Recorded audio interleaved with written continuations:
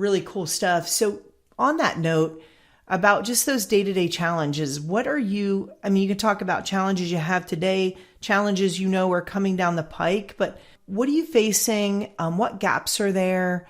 Talk a little bit about, kind of what's keeping you up at night.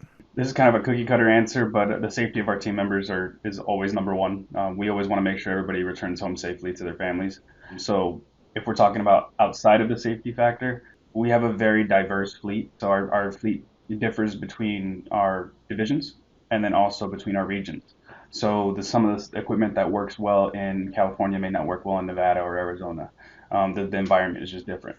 So we have to specialize the fleet in each region. So that's a challenge in itself. And then when you talk about, software or technology that supports that fleet in those regions, now we have to have a much more customized solution. So it's very hard to find those types of things that fit those big different factors. It makes it a challenge, but it's also fun when you do find that one thing that makes everything kind of come together.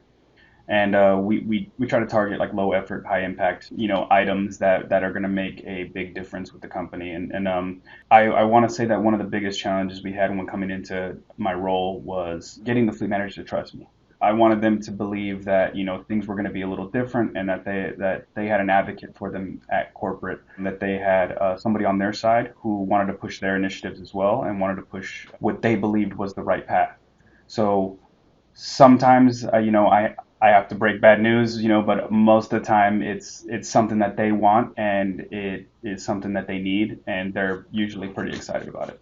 I love that. And I love the word advocacy and trust, both really important, but not easy, right? To gain that trust. And when I think about the role that sort of like, I know that data solves issues, data tells stories, data can be trusted, if given, if coming from the right source and then stewarded properly.